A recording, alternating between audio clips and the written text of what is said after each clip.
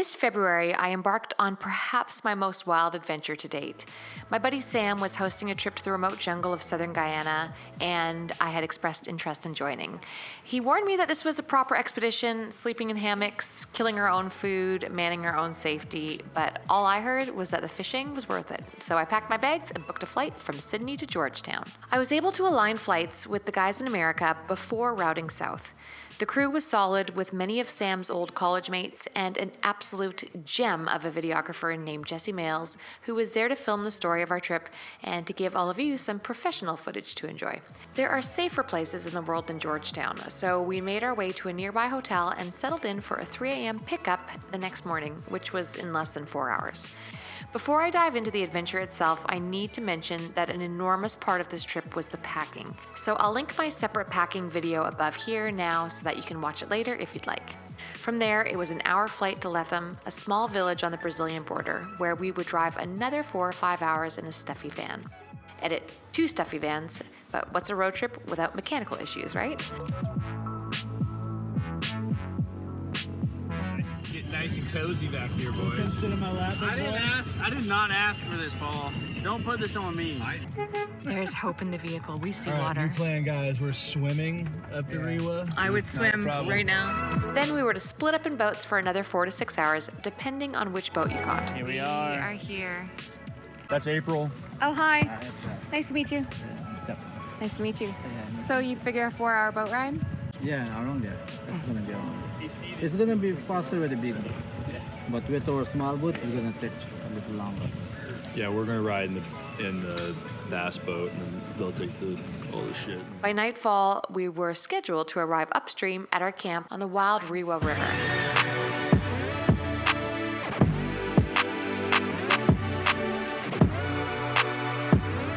The Rewa River and its surrounding rainforest is a spectacular, untouched ecosystem.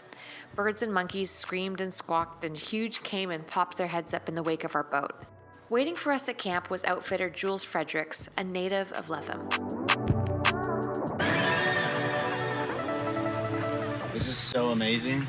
Our guides, reserved but knowledgeable, were all Makushi and Wapashana natives from the Rewa village. Outdoorsmen of the highest degree, they grew up hunting and fishing this very jungle. So what's the schedule in the morning? Go catch arapaima. And go and fish. Or your first day might be disappointing because you think you may know to catch this fish, but it's a different species of fish, especially paiaras. Yeah. Their jaw is basically all bone with long teeth on top, so it's hard to get the hook actually stick in or the fly. What's the technique, Jules? Whenever you feel it, take it, the line tighten, you set as hard as you can, and hopefully it hooks and sticks. So we ran down the river, and now we're gonna pick up the boat and carry it through the jungle, and then we're gonna put it on a pond, and we're gonna catch huge arapaima. Let's do this.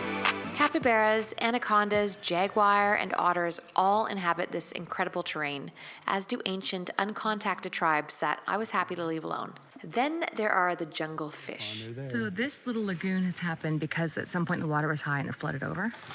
Yeah, well, it's probably like a really old bend of the river that got flooded through, like river bursts cut it off from the main river. So it's like basically an oxbow. And this is where the arapaima like to hang out in still water. And so fresh water will come in here when the water's high, but then it drops out and traps a lot of fish. And I think basically in the dry season, they just hang out in there, eating them all up. Arapaima, the largest of scaled freshwater fish, sometimes reaching beyond 10 feet and 400 pounds. Payara, the vampire fish with up to 5-inch long fangs. Pacu, arowana, black piranha, peacock bass, wolffish, catfish, and more. So it's harder to get them to eat than I thought. I just have to get literally it's really easy when you have the shot, because a lot of times it'll be right there. I'm not sure why I assumed that arapaima just raced around looking for things to kill, as they're actually quite a docile creature. Luckily, during the slow times, there were plenty of peacock bass to pad out the day.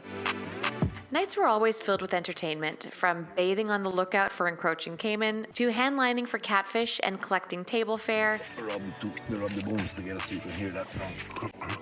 Bye, little guy. Maybe next time. So you get one shot, and if it's undersized, that's it. Let's left it out there.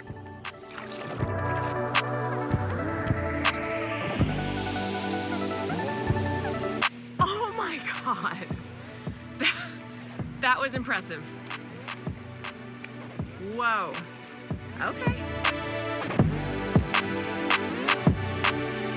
Awesome. Thank you. This is going to be so yummy. Nice work. We told them to stick them somewhere. That is hilarious. So you figure about an hour, Terry? An hour of walking? 20 minutes walk. It's not so bad.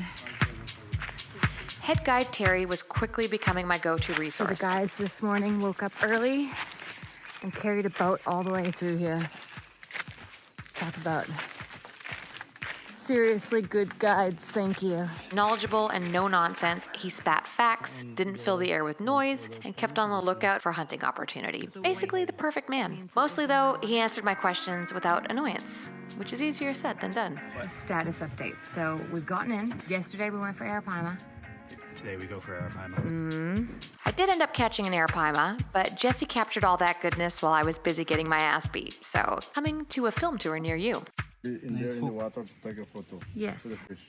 You want me to get in? I'll save you the frustration of watching my frustration, but I couldn't quite wrap my head around the whole concept. Again, walking into it assuming that these fish were big, mean, hungry eating machines, it was an adjustment to instead be searching for the casual roll of a bronze back or air bubbles, and then try to position the fly to be right in front of the fish's face at just the right time.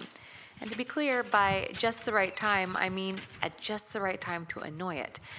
See, arapaima don't really chase down their prey. They more or less just inhale it. Sam, right to your left one just came. The yellow guy. Okay. Oh. Don't listen to us. Of course, there are exceptions, and occasionally we'd sight one in the shallows, or bait worked well for obvious reasons. But for the most part, we quietly pulled our boat to rolling fish, squinting and tilting our heads for the most subtle of signs in the water.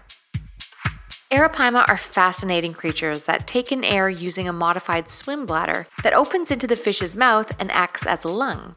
It's said that they can survive as long as 24 hours outside of the water.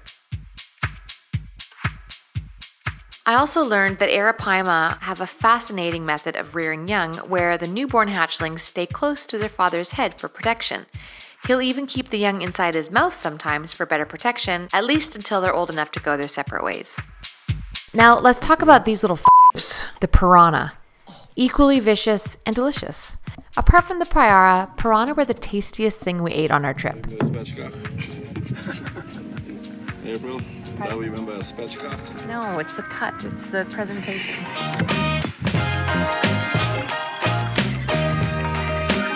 Are you guys all 5 years old? We remain 5 years old.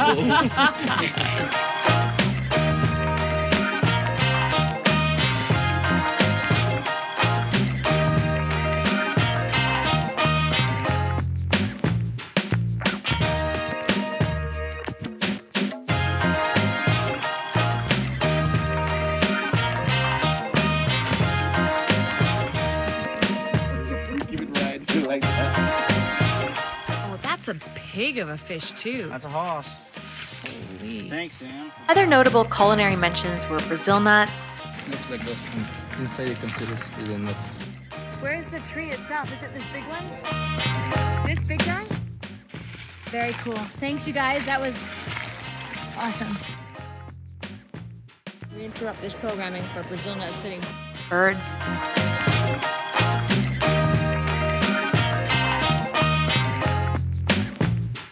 peacock bass, and turtle, which I promised my daughter I would not include in this video. I'll fight you. He goes so hard for them. Soon, we were on our way to the Upper River camp. See you soon. Jesse and I were in the slow boat this time, which took about twice as long as the jet. I can't film in the rain anyways, I guess.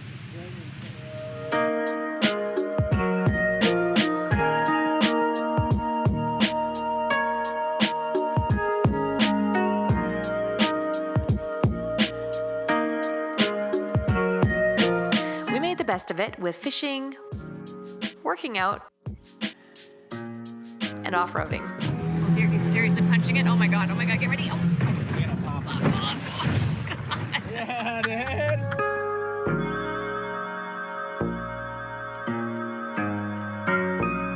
Plus, we saw the The biggest thing I've ever caiman we seen. have ever You think seen. it'll come back up? Oh my goodness.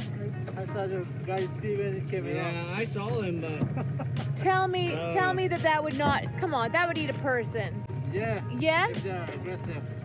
I mean, that's the biggest caiman I've ever seen. That was, oh, I want him to come back up.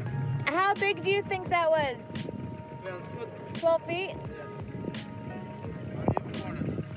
Even more than that. On that note, for anyone who's told you that they won't eat people, false. They do. I had one try it on me, and then I got looking on Google. They're scary That thing mofos. looked like a gnarly old salty.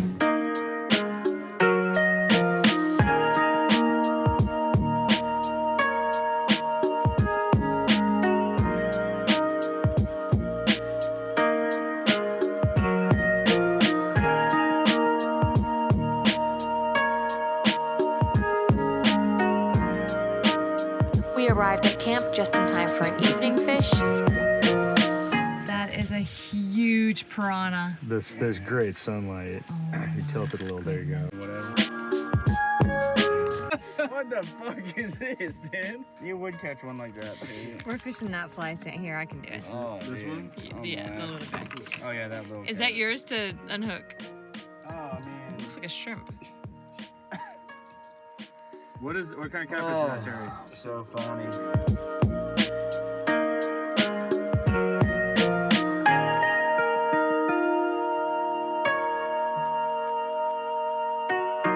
What's that, Jules? Catfish? What's in the pressure cooker? That's beef person for the salmon.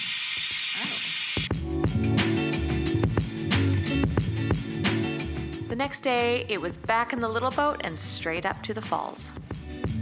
Adam, should we put our shoes on to walk the boat up?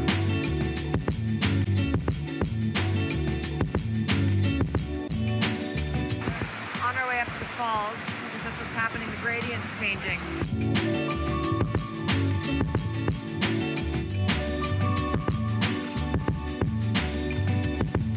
It's getting skinnier, closer to the falls we get, huh?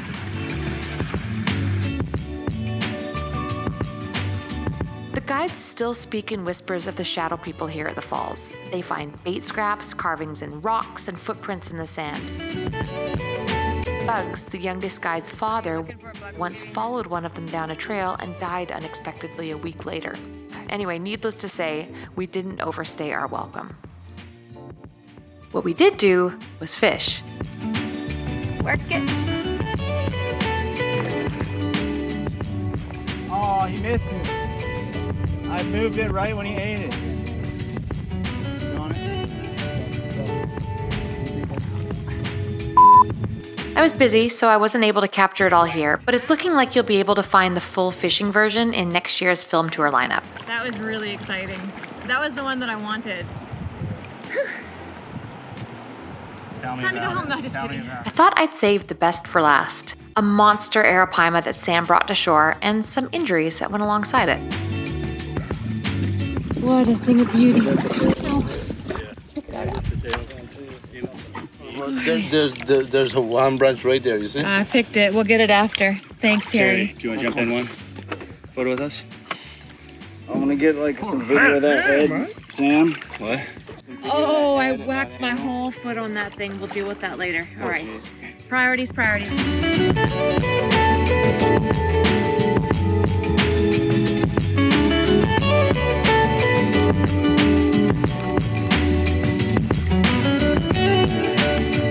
You're the man.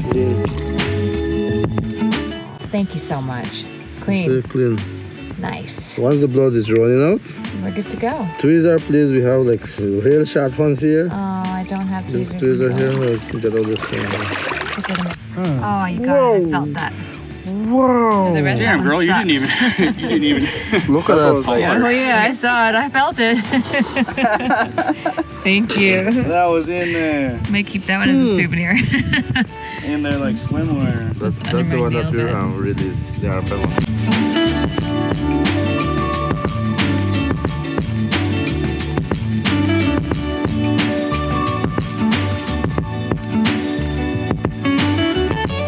In case you're wondering exactly how this happened, as soon as Sam landed his fish, I had hopped in for a quick photo from Jesse. The mud was up to my thighs and I couldn't risk losing my sandals, so I tossed them onto shore. I mean, the guides rock bare feet, so what's the worst that can happen, right? Mwahaha. When I swam back to shore, I fully whacked the top of my foot on one of those gnarly palms, thus putting myself in this ridiculous situation. Surgeon Terry. Surgeon General of the Rewa Village. He works hard. Why are you working with your hand out your lip? Maybe that rum sounded really good. You need a shot of rum. And- Huh? Yeah, maybe if that's gonna be the... If we've got like 9 of those, it's probably not a horrible idea. Thank you. Straight to the head, just like that. When you swallow, inhale now. Like that. Thank you.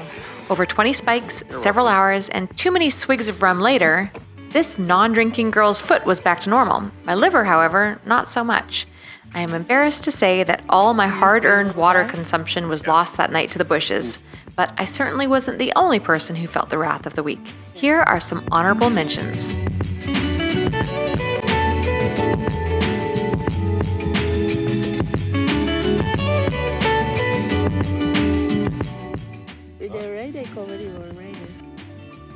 So this is the guy. Oh my god, I see. No way, they shoot their heads? Yeah.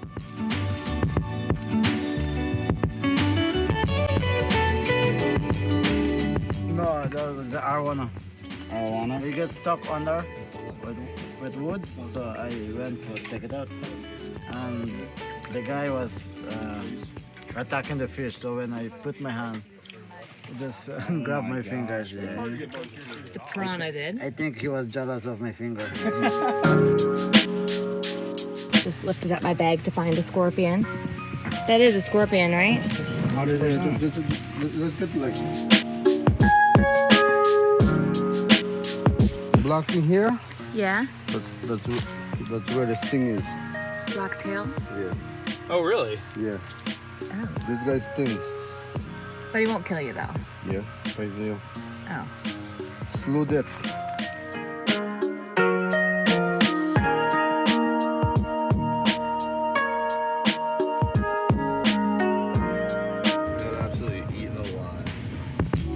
And then, almost as soon as we'd arrived, we were gone again.